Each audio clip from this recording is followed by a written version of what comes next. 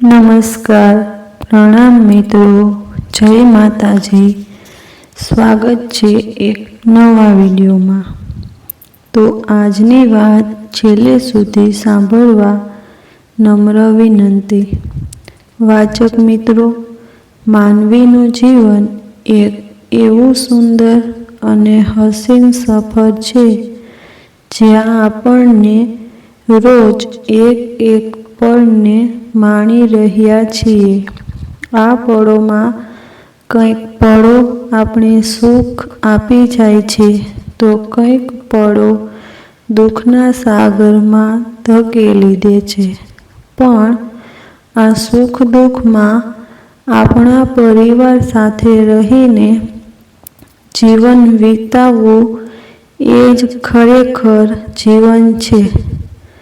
જન્મદિવસ મુબારક સાહિલ. આ શબ્દો સાહિલના કાને અથડાયા અને એ નીંદરમાંથી સફાળો જાગ્યો. એની સામે એક પ્યારી અને નિર્દોષ સ્મિત રેલાવતી ફૂલોનો બુકે લઈ ઊભી હતી. રોશની. ભૂરો સૂટ, સફેદ ટોપ, લલાટે નાની પણ લાલ બિંદી, શેથામાં સિંદૂરની ચપટી, કાનમાં ઝુમકા, ગળામાં મંગળસૂત્ર, મોહક અદામાં હસીન લાગતી હતી રોશની. કોઈની પણ નજર લાગી જાય એવી રોશની, અપ્રતિમ દેખાતી રોશની આગળ આવી સાહિલને બુકે આપતા ફરી એકવાર જન્મદિવસ મુબારક કહી બુકે આપ્યું. સાહિલે સ્મિત કરતા તેનો આભાર માન્યો.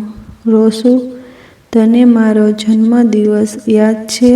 સહજ ભાવે સાહિલે પૂછ્યું.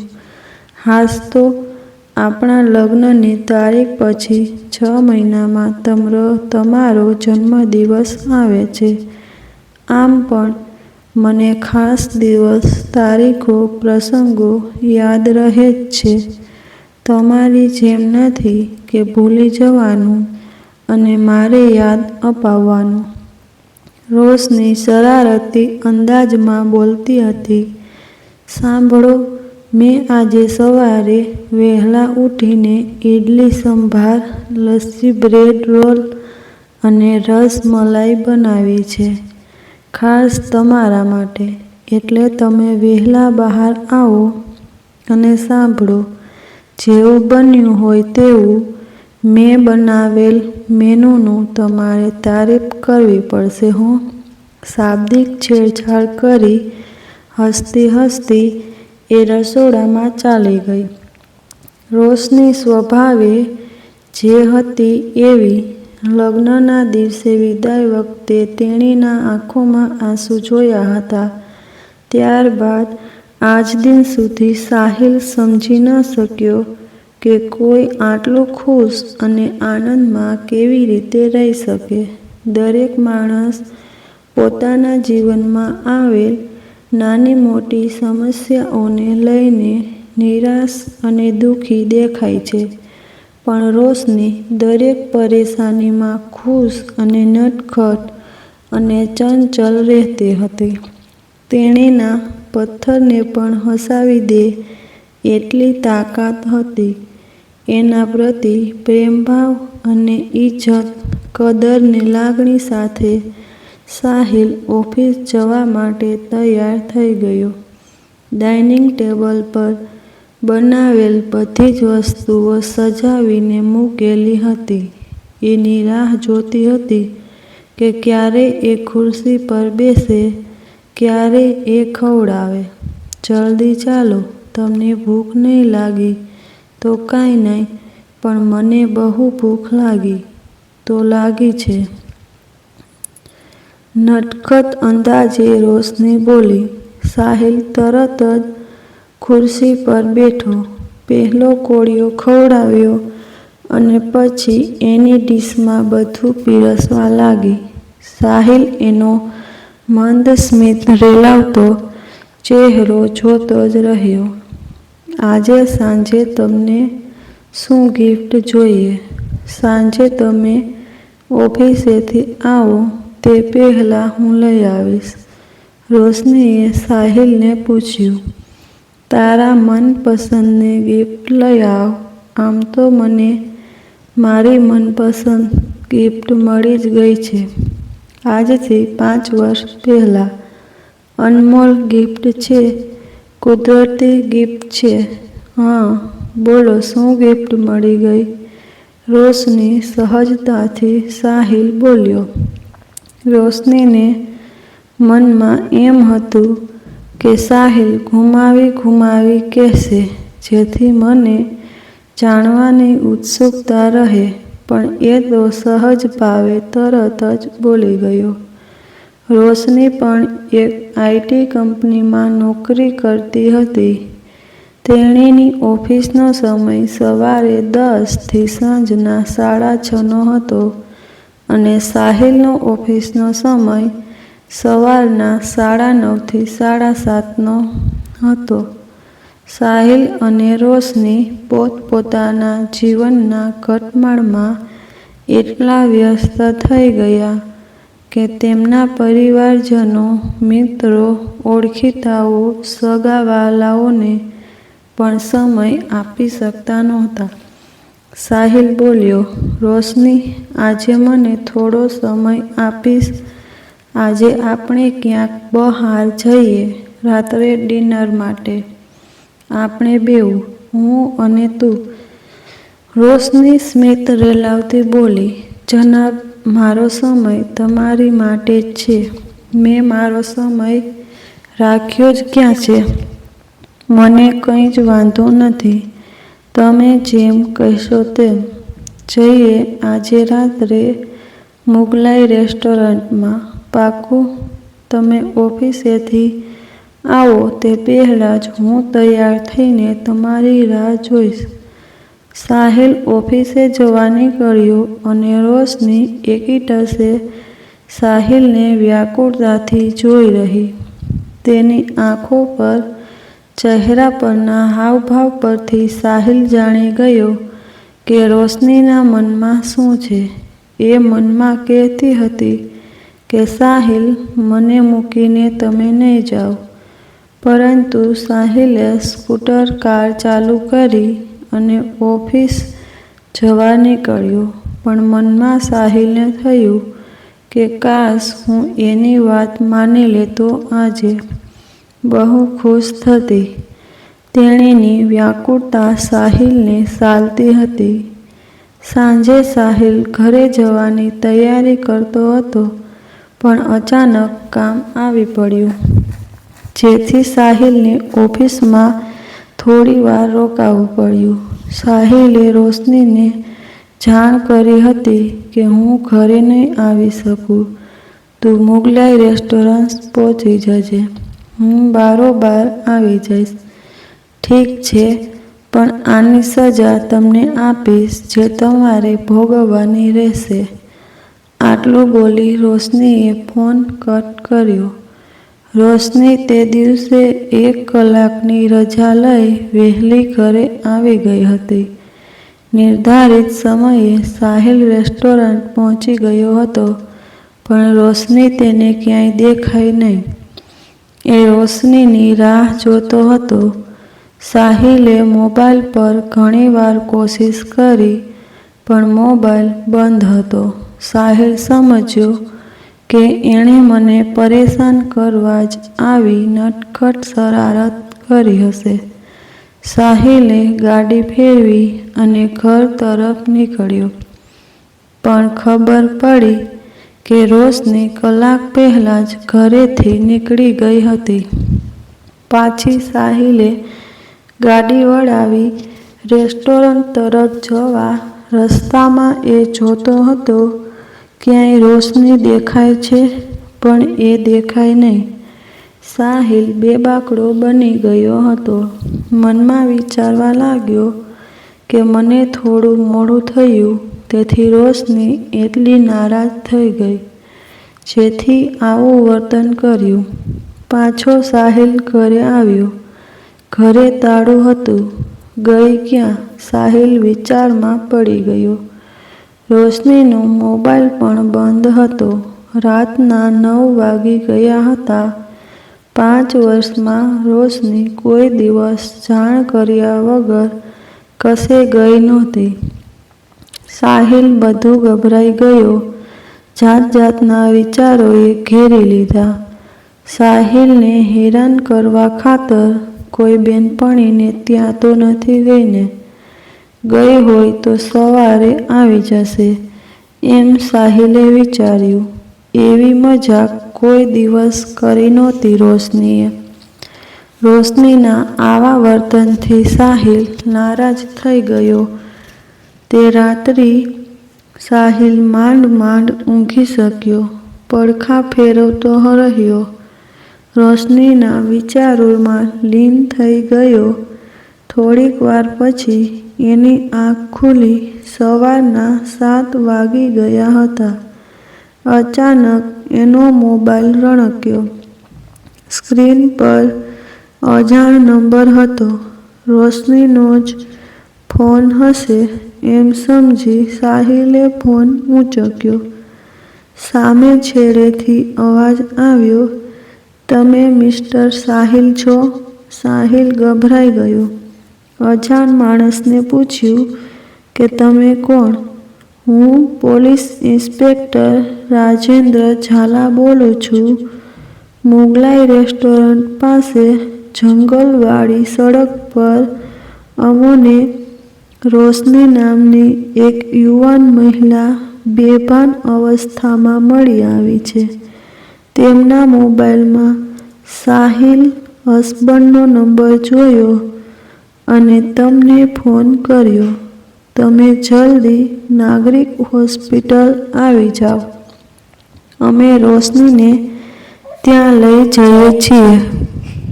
સાહિલના તળિયેથી જમીન ખસી ગઈ. ચક્કર આવવા માંડ્યા. એની સાથે કોઈ હતું નહીં. એકલાએ જ હોસ્પિટલ જવાનું હતું. શરીર અને મન શૂન્ય થઈ ગયા. પણ જેમ તેમ હિંમત એકઠી કરી હોસ્પિટલે પહોંચ્યો. "ઇન્સ્પેક્ટર સાહેબ, હું સાહિલ, રોશનીનો પતિ." સાહિલે પોઈ ઝાલાને ગભરાતા કહ્યું. "સાહિલભાઈ, તમારી પત્ની ભાગ્યશાળી છે જનાબ. આટલા સુનસાન રસ્તા ઉપર 4-5 ટપોરીએ મવાલીઓએ તમારી પત્નીને જોઈ તેમની સાથે જબરદસ્તી કરતા હતા. ઇજ્જત લૂંટવાની કોશિશ કરી હતી. તમારી પત્નીએ હિંમતથી સામનો કર્યો, પણ એ મવાલીઓ મજબૂત હતા. તમારા પત્ની કમજોર પડી ગયા. અમારા 2 કોન્સ્ટેબલ રાઉન્ડ પર નીકળ્યા હતા. તેમને પોલીસ જીપની સાયરન વગાડી એટલે પેલા લોકો ભાગી ગયા. મહિલા પોકોએ તેમને જીપમાં સુવડાવી નાગરિક હોસ્પિટલમાં લઈ આવ્યા. તમારી પત્ની અર્ધ બેભાન અવસ્થામાં હતા. જાઓ, રૂમ નંબર 10માં તમારી રાહ જોઈ રહ્યા છે." સાહિલ ભાગતો ભાગતો રૂમ તરફ ગયો અને હાંફળો ફાંફળો રૂમમાં દાખલ થયો. રોશની બેડ પર નિસ્તેજ સૂતેલી હતી. ઉપચાર ચાલુ હતો.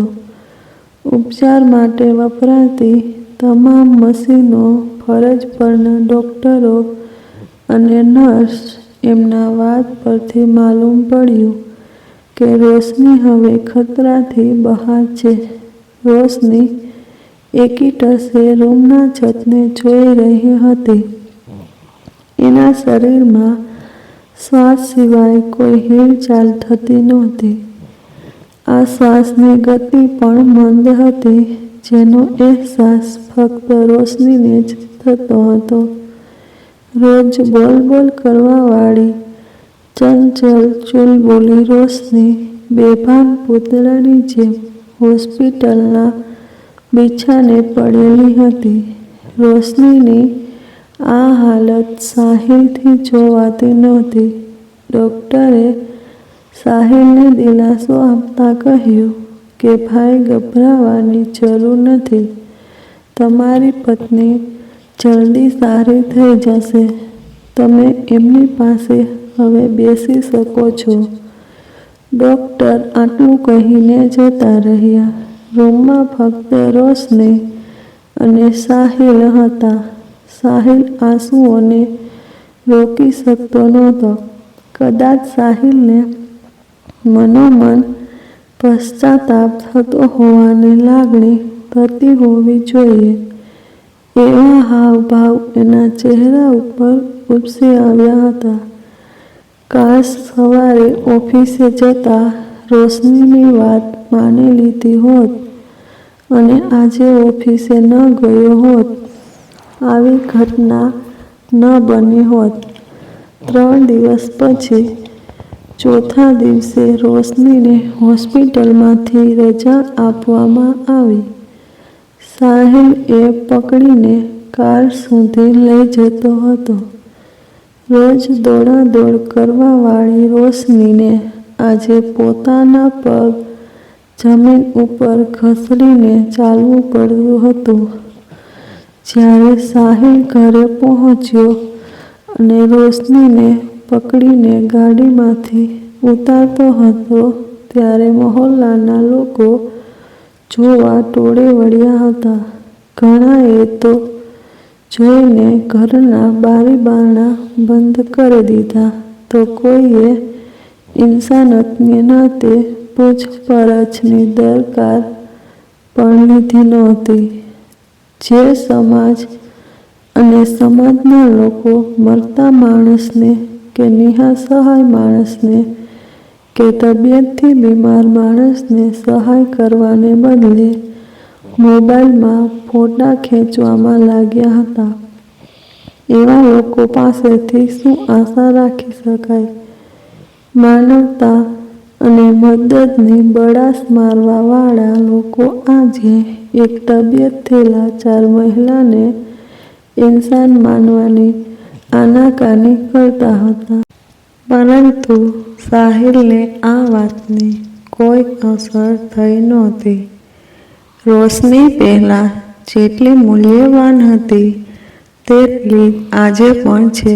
બહુ જ સાચવીને રોશનીને ઘરમાં લાવી બિસ્તર ઉપર હળવેકથી સૂવડાવી. 3 દિવસ પહેલાં આ જ રોશનીએ સાહિલને ઉઠાડ્યો હતો અને એ જ બિછાને સાહિલે રોશનીને સૂવડાવી. સાહિલ ખુરશી પર બેઠા બેઠા વિચારતો હતો કે મેં રોશની પાસે ફક્ત સમય જ માગ્યો હતો, પણ એને શું ખબર હતી કે તે સમય આ સ્વરૂપમાં મળશે. રાત થઈ ગઈ હતી. રોશની માટે ખાવાનું લેવા સાહિલ ઘરેથી નીકળ્યો. ફ્રીજમાં 3 દિવસ પહેલાંની રસમલાઈ મૂકેલી હતી, જે રોશનીએ કેટલા પ્રેમથી બનાવી હતી. સાહિલ બીજી વસ્તુઓ શોધતો હતો. એટલામાં એણે રોશનીને ચીસ સાંભળી. બધું છોડી સાહિલ ઉપર રૂમમાં જોવા ગયો. રોશની જોર-જોરથી બૂમો પાડતી હતી, મને બચાવી લો, મને બચાવી લો, આ લોકો મને મારી નાખશે. રોશની ભ્રમિત થઈ ગઈ હતી. એના દિલો-દિમાગ ઉપર બનેલી ઘટના ચલચિત્રની જેમ નજરો સમક્ષ આવવા માંડી. રોશનીની શ્વાસની ગતિ તેજ થઈ ગઈ હતી. પરસેવાથી રેબઝેબ થઈ ગઈ હતી. સાહિલ તરત જ એની પાસે બેસી ગયો. એનો હાથ પકડી લીધો અને પોતાના ખભા ઉપર રોશનીએ માથું ટેકાવ્યું. રોશનીએ એકાએક સાહિલને જકડી લીધો હતો. સાહિલે દિલાસો આપતા કહ્યું કે રોશની, અહીં કોઈ નથી, હું છું તારો સાહિલ. તને કશું થયું નથી, તું એકદમ નોર્મલ છે. ધીમેથી રોશનીને સુવડાવી અને માથા પરથી હળવેકથી હાથ ફેરવતો હતો. રોશની ધીમે ધીમે શાંત થતી હતી. સાહિલ ફરીથી એને દિલાસો આપતા કહેતો હતો કે હું તારી પાસે જ છું, તને કશું જ થયું નથી, તું એકદમ નોર્મલ છે. પણ સાહિલે જોયું કે તેણીના આંખોના ખૂણા બાજેલા હતા. સાહિલ ફરીથી ખાવાનું લેવા ઊભો થયો ને તરત રોશનીએ પાછો એને જકડી લીધો. વ્યાકુળ થઈને સાહિલને જોતી હતી. એની આંખો કહેતી હતી કે સાહિલ, થોભી જા, મને છોડીને કશે નહીં જતા. આ વખતે સાહિલે પહેલાં જેવી ભૂલ ન કરવાના ઈરાદે બહાર જવાનું માંડી વાળ્યું અને રોશની પાસે બેસી રહ્યો. દુઃખ અને ક્રોધના મોજાં સાહિલના મસ્તિષ્ક પર અફાળતા હતા. રોશનીને કોઈ દવાની જરૂર નહોતી.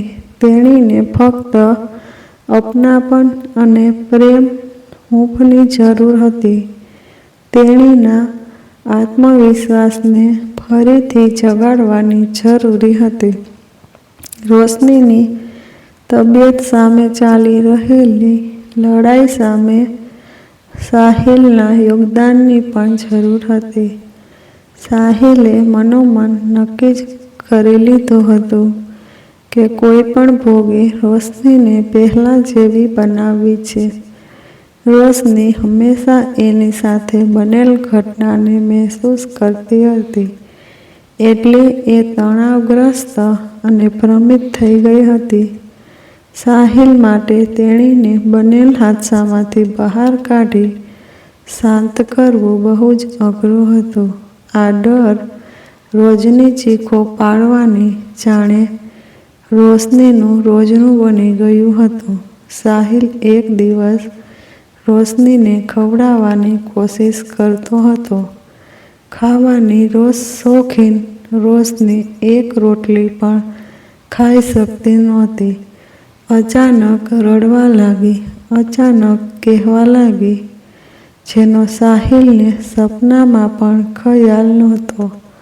સાહિલ, મને માફ કરી દો. સાહિલ, મારી કોઈ ભૂલ થઈ ગઈ એવું મને લાગે છે, જેની મને આ સજા મળી રહી છે. મેં કંઈ પણ એવું કામ કર્યું હશે જે ન કરવું જોઈતું હતું, જેથી મારી સાથે આ અણબનાવ બન્યો. મારામાં કંઈક ને કંઈક ખામીઓ જરૂર હશે જે મને દેખાતી નથી. હું હવે તમારા માટે બોજ બની ગઈ છું.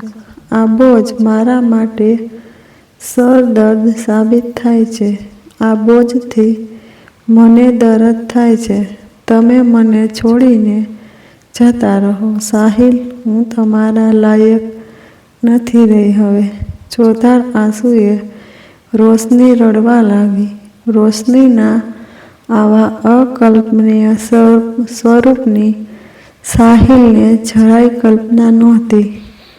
જે નિર્જીવ વસ્તુમાં પણ પ્રાણ લાવી શકે એવું સામર્થ્ય ધરાવતી તે છોકરી આજે આટલી હદે માનસિક રીતે તૂટી ગઈ હતી. તેણીના ચહેરા પરનું હાસ્ય તેજ ગુમ થઈ ગયું હતું. રોશનીએ કોઈ દી કોઈનું ખરાબ નહોતું કર્યું, કોઈના દિલને દુઃખ નહોતું પહોંચાડ્યું હતું. એ હવે પોતાના દિલ પર જ પોતાનો ભાર નાખી દીધો હતો. પોતાની જાતને જ ઘૂંટણ મહેસૂસ કરતી હતી. સાહિલે પ્રેમથી માથા ઉપરથી હાથ ફેરવી હસતા હસતા કહ્યું, રોશની, તારી કોઈ જ ભૂલ નથી. તું કેમ પોતાને દોષિત માને છે? તારામાં કોઈ ખામી છે જ નહીં. તું કેટલી પ્રેમાળ છે, બધાનું કેટલું ધ્યાન રાખે છે, તે કેટલા નિસહાય લોકોની મદદ કરી છે. એક નાનકડી છોકરીને તે કેવી રીતે બચાવી હતી અને એ છોકરીના માતા પિતાને તે એ છોકરીને સોંપી હતી તે યાદ કર રોશની. એ છોકરીના માતા પિતા તને દેવતા તુલ્ય માને છે, છતાંય તું એમ કહે છે તારામાં કોઈ ખામી છે, ભૂલ છે. તું મારા માટે બોજ છે. તારા જેવી મહિલાઓની આ દુનિયામાં જરૂર છે રોશની. તું મારા માટે એટલી જ પ્યારી છે જેટલી પહેલાં હતી. તારા માટે એટલું જ માન છે જેટલું આ પહેલાં હતું. બધું ઠીકઠાક છે, બધું નોર્મલ થઈ ગયું છે. તું લકીરે ચિંતા નહીં કર. સાહિલની આ વાત રોશનીના મગજ સુધી પહોંચી હતી કે નહીં તે સાહિલને ખબર પડતી નહોતી, પણ રોશનીની ઉદાસભરી વાતથી સાહિલનું મન જરૂર વ્યથિત થઈ ગયું હતું. સાહિલના મનમાં એક જ વિચાર હંમેશા સતાવ્યા કરતો હતો કે રોશની તણાવમાં અને ડિપ્રેશનમાં પોતાની જાતને કંઈ કરી ના બેસે. એટલે સાહિલે ઘરમાંથી ચપ્પુ, કાતર, સૂડી વગેરે ધારદાર વસ્તુઓ છુપાવી દીધી હતી. બારીઓને જાળી લગાવી દીધી હતી. રૂમમાંથી પંખો કઢાવી નાખ્યો હતો. દોરી, દુપટ્ટા, સાડીઓ પણ છુપાવી દીધી હતી. સાહિલને આ બધું કરવું ગમતું નહોતું. મનોમન એ પોતાને કોસતો હતો. આમ કરવાથી સાહિલને જાણે રોશની પર ભરોસો નહોતો. પણ સાચું એ હતું કે સાહિલ કમજોર પડી ગયો હતો. કોઈ પણ સ્થિતિમાં, કોઈ પણ ભોગે રોશનીને ખોવા નહોતો માગતો. સાહિલ રોજ પત્ની જોડે વાતો કરતો, તેની તારીફ કરતો. તેણીએ જે સારા કામો કર્યા હતા તે બધા જ એની સામે કહેતો. લોકો કેવી તારીફ કરતા તે યાદ અપાવતો. પહેલાં પોતાની બેનપણીઓ, સગાવાલાઓનો ફોન આવે એટલે કલાકો વાતો કરતી, પણ હમણાં તો એ લોકોના ફોન આવે એટલે જોયા કરે છે. ફોન ઉચકવાની હિંમત નથી કરતી. ડર પેસી ગયો હતો. સમાજ સાથે જાણે એને છેડો ફાડી નાખ્યો હતો. આખો દિવસ માથું ઝુકાવી વિચારોમાં તલ્લીન થઈ જતી.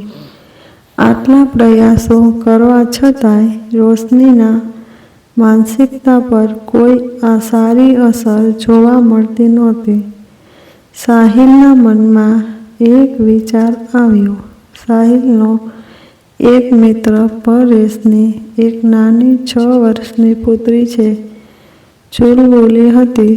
તેની સાથે રોશની બહુ રમતી હતી, વાતો કરતી. સાહિલે વિચાર્યું કે હું રોશનીને એના મિત્ર પરેશને ત્યાં લઈ જાઉં અને એની પુત્રી જોડે વાતો કરે, રમે તો સારું લાગે, તણાવ મુક્ત થઈ જાય અને મિત્રની પુત્રીને થોડાક દિવસો માટે ઘરે લઈ જાઉં. એમ વિચારી સાહિલ પરેશના ઘરે લઈ ગયો. દરવાજાની ઘંટડી વગાડી.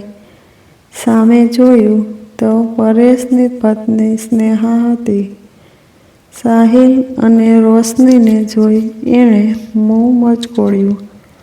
ના છૂટકે ઘરમાં બોલાવી બેસવા કહ્યું. આવતા વેત પૂછ્યું કે તમને અહીં આવતા કોઈએ જોયા તો નથી ને? સાહિલ સમજી ગયો હતો, પણ રોશની ખાતર એણે આ પણ સહન કર્યું. સાહિલ, રોશની બેઠા હતા ત્યાં પરેશની પુત્રી દોડતી અંકલ કરતી સાહિલ નજીક આવી, પણ એની માતાએ તેનો હાથ પકડી બીજા રૂમમાં મોકલી દીધી. સાહિલ સમજી ગયો અને અહીં આવવાનું કારણ બતાવ્યું અને પરેશની પુત્રીને થોડાક દિવસ ઘરે મોકલવા કહ્યું. જેથી રોશનીને સારું લાગે. માનસિક હાલત હજુ થોડી સારી થાય. પરેશ અને એની પત્નીએ એકબીજા સામે જોયું અને આંખોથી એકબીજાને ઈશારા કર્યા. પછી એની પત્ની બોલી, ના ભાઈ ના, મારી છોકરીને હું ત્યાં નહીં મોકલું કે નહીં રોશનીને અહીં રહેવા દઉં. રોશની તો તેના ચાલ ચગલગતની સજા ભોગવી રહી છે. મારી દીકરી એની સાથે રહેશે તો એ પણ એવી જ બની જશે. મેં એવું સાંભળ્યું છે કે રોશની એની ઓફિસમાં અને ઓફિસની બહાર પુરુષો જોડે બહુ હસીને વાતો કરે છે અને આ બધું મારી દીકરીને પણ શીખવવા માગે છે. તમે તમારી પત્નીને નહીં સાચવી શક્યા અને એવી ઉમ્મીદ રાખો છો કે મારી દીકરી સાથે રહેશે તો સારી થઈ જશે. માફ કરો ભાઈ, શક્ય નથી. સાહિલ બિચારો હતાશ થયો. એક છેલ્લી ઉમ્મીદ હતી જે બેકાર ગઈ. પરેશની પત્નીના વિચિત્ર ટોણાથી સમાજમાંથી જાણે માનવતા મરી ચૂકી હતી. કોઈ જાણવા જ નહોતું માગતું કે સાચી હકીકત શું છે. તે રોશની હારી નહોતી, પણ આ સમાજે હરાવી દીધી હતી. સાહિલ થોડા ગુસ્સામાં પરેશની પત્નીને ઠપકો આપતા કહ્યું, ભાભી, તમે જાણ્યા સમજ્યા વગર આ શું બોલો છો? એની મનોદશા કેવી છે તેનો તમને અંદાજ છે ખરો? મેં મારી પત્નીને પહેલાં જેવી કરવા માટે કેટલા પ્રયાસો કર્યા છે. એને તમારી દીકરી થકી થોડી ખુશી મળે એવી ઈચ્છા મેં રાખી હતી. બહુ આશા હતી મને, પરંતુ તમે તો સીધા એના ચારિત્ર્ય પર શંકા જ કરી. છેલ્લા પ્રયાસ રૂપે સાહિલે એના મિત્ર તરફ નજર કરી, પણ એને પણ મોં ફેરવી લીધું અને મોબાઈલ મચડવા લાગ્યો. નિરાશ અને ઉદાસ થઈ સાહિલ પત્ની રોશનીને લઈ ઘરે પાછો આવવા નીકળ્યો. રસ્તામાં એક છોકરો હાથમાં ફૂલોનો ગુલદસ્તો વેચતો હતો. વિવિધ રંગના સુગંધિત ફૂલોના ગુલદસ્તાએ સાહિલને આકર્ષી લીધા હતા. એક ગુલદસ્તો જોઈ સાહિલને યાદ આવી કે એવો જ ગુલદસ્તો રોશનીએ સાહિલને એના જન્મદિવસે આપ્યો હતો. એ જ ગુલદસ્તો સાહિલે પણ ખરીદી કર્યો. ઘરે પહોંચીને સ્મિત કરતા એ ગુલદસ્તો રોશનીના ખોળામાં મૂક્યો, પરંતુ તેણીએ ગુલદસ્તો નીચે મૂકી દીધો. પાછું એના ખોળામાં મૂક્યો. એ ગુલદસ્તાને એકીટસે જોતી હતી અને થોડાક છૂટા ફૂલો તેણીના આજુબાજુ ગોઠવી દઈ સાહિલ રૂમની બહાર જતો રહ્યો. થોડીવાર પછી સાહિલ પાછો રોશનીના રૂમમાં દાખલ થયો. માહોલ જોઈ ખુશ થયો. રૂમના દરવાજા પાસે જ ઊભો રહી એ નજારાની આંખોમાં સમાવતો હતો. રોશની એક બે ગુલાબના ફૂલોને ઊંચકી હાથમાં લઈ કુતૂહલવશ જોતી હતી. તેણીના મુખ પર હલકી મુસ્કાન હતી. પછી રોશનીએ ગુલદસ્તાને પોતાની હાથે જ ખોળામાં મૂક્યો. ધનતેરસના દિવસે કોઈ કરી ના શક્યું એ આ બેજાન ફૂલોએ કર્યું. પોતાના રંગોથી અને સુગંધથી મરણતોલ વ્યક્તિને જીવિત કરી, તેને હસતી કરી. ઘરમાં દીવાઓ પ્રગટાવ્યા હતા. લગ્ન પછી બંનેની આ 5મી દિવાળી હતી.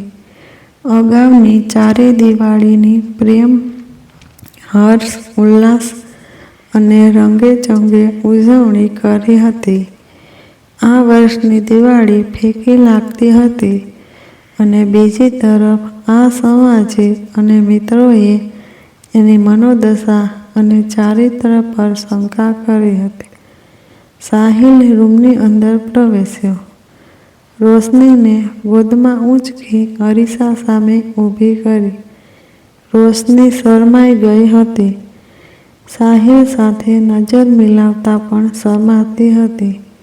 સાહિલે એક હાર રોશનીના ગળામાં પહેરાવ્યો અને અરીસા ઉપર ચિપકાવેલ એક ચાંદલો રોશનીના કપાળે ચોંટાડી દીધો. રોશની ધીમે ધીમે માથું ઊંચું કરતી હતી. સાહિલ સામે જોયું. એની નજરોને નજર મેળવી. સાહિલે એની આંખોમાં ચમક જોઈ વિશ્વાસ જોયો અને એ મંદ સ્મિત કરતી પતિ સાહિલના ગળે વળગી. દિવાળીના દિવસે સવારથી જ સાહિલે ઉત્સાહિત થઈને નવા અને સુગંધિત ફૂલો રોશનીના રૂમમાં સરસ રીતે ગોઠવી દીધા.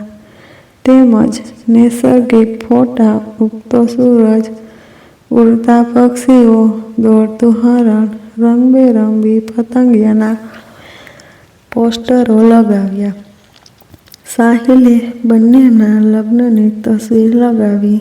એ તસવીરને રોશની એકીટશે અને મંદ સ્મિત રાળવી જોઈ રહી હતી. સાહિલ વિચારતો હતો કે હું રોશનીને સુરક્ષા તો નહીં આપી શક્યો, એટલે હું રોશનીનો ગુનેગાર હતો. સાહિલના પ્રયાસોએ રોશનીમાં સકારાત્મક બદલાવ લાવી દીધા હતા, પરંતુ હજુ પણ ચિંતાગ્રસ્ત જણાતો હતો કે રોશનીને પહેલાં જેવી બનાવી શકીશ. દિવાળીની રાતે દીવાઓના પ્રકાશથી રૂમમાં ઝગમગાટ પાથર્યો. ઘરમાં ભગવાનનું મંદિર રંગબેરંગી સુગંધી ફૂલોની સજાવ્યું હતું. રોશનીએ નવી સાડી પેટમાં આપી અને પહેરવા કહ્યું. રોશની સાડી પહેરી આવી. રોશનીના હાથમાં ફૂલઝડી આપી ગોળ ગોળ ફેરવી. એના હાથે ચકરડી ફેરવી રોકેટ છોડ્યું. રોશની દિવાળીના ઝગમગાટમાં પણ દીપી ઉઠી. સાહિલને દિવાળીની રોશની કરતાં એની રોશની વધુ દેદીપ્યમાન લાગતી હતી. રોશનીને સાજી કરવામાં સમય ક્યાં વીતી ગયો તે સાહિલને ખબર જ ન પડી. સાહિલ રોશનીને કોઈ વાર બહાર ખુલ્લી જગ્યાએ ફરવા લઈ જાય, કોઈ વાર સગા સંબંધીઓને ત્યાં લઈ જાય. સાહિલ રોશનીના હાવભાવનું લગાતાર નિરીક્ષણ કરતો હતો, જેથી એના મગજ પર જોર નહીં પડે. રોશની સાહિલ જોડે થોડું થોડું બોલતી પણ હતી. સાહિલે રોશની પર બનેલ બનાવ પછી નજીકના સગા સંબંધીઓ સિવાય કોઈની જોડે માનવતાનો સંબંધ પણ રાખ્યો નહોતો. સાહિલ માટે કપરો સમય હતો. એક બાજુ ખુદ રોશની લડાઈ લડતી હતી, તો બીજી બાજુ ખુદ સાહિલ લડાઈ લડતો હતો. ઓફિસમાં જ લોકોના નજરોમાંથી ઉતરી ગયો હતો. જાણે કોઈ પરગ્રહવાસી છે એવી નજરોથી લોકો જોતા હતા. માનવી વચ્ચે માનવીની શું જગ્યા છે તે સાહિલે મહેસૂસ કર્યું હતું. બેજાન પશુ પણ મૃત પશુને ખિન્ન મને વિદાય આપે છે. આ બધા પરથી સાહિલને એક વસ્તુ સ્પષ્ટ સમજાઈ કે તો રોશનીને કોઈ સાથ આપે ન આપે, પણ એ તો જરૂર આપશે કોઈ પણ ભોગે. એક છતની નીચે રહીને 5 વર્ષ થઈ ગયા હતા. લગ્નની પહેલી સાલગીરી પર રોશનીને શું ઉપહાર આપવું તેનો નિર્ણય લેવો સાહિલ માટે અઘરું હતું. વિચારોના મોવણમાં ઘેરાઈ સાહિલ ક્યારે નીંદરની સોળમાં ગયો તે ખબર જ ના પડી. બીજે દિવસે બેસતું વર્ષ, નવા વર્ષનો આરંભ. સવારે સાહિલની ઊંઘ ખુલી. Happy new year Sahil. મીઠા શબ્દો સાહિલના કાને પડ્યા. હાથમાં ફૂલોનો ગુલદસ્તો અને પ્યારી, મનમોહક, મંદ સ્મિત રેલાવતી રોશની ઊભી હતી. આછા ભૂરા રંગની સાડી, મેચિંગ બ્લાઉઝ, ગળામાં મંગળસૂત્ર, કાનમાં લટકણિયા, માથાના વાળમાં સુગંધી ફૂલોનો ગજરો, કલાઈઓમાં ખણખણ કરતી રંગીન બંગડીઓ, કપાળે લાલ બિંદી લગાવી રોશની ઊભી હતી. આ જોઈ સાહિલ અવાક પામ્યો. એનો વિશ્વાસ જ બેસતો નહોતો. રોશની અંતમાં જંગ જીતી ગઈ. વીર યોદ્ધાની જેમ સાહિલની સામે ઊભી હતી. ખુશીથી સાહિલની આંખો છલકાઈ.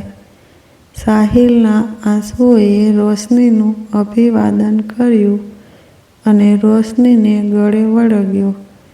ખુશીથી સાહિલના મોંમાંથી શબ્દો જાણે લુપ્ત થઈ ગયા હતા. આટલા મોટા અનમોલ ઉપહારની સાહિલે કલ્પના પણ નહોતી કરી. સાહિલ ફક્ત એટલું જ બોલી શક્યો, રોશની, તને પણ આજનો દિવસ, આવનાર બધા જ વર્ષો, એક નવી જિંદગી મુબારક. મનમાં પ્રભુને હાથ જોડી બોલ્યો, કૃતજ્ઞ છું પ્રભુ તારા એ પ્રેમ અને ઉપકાર માટે. વિડીયો સારો લાગ્યો હોય તો લાઈક અને ચેનલને સબસ્ક્રાઈબ જરૂરથી કરજો.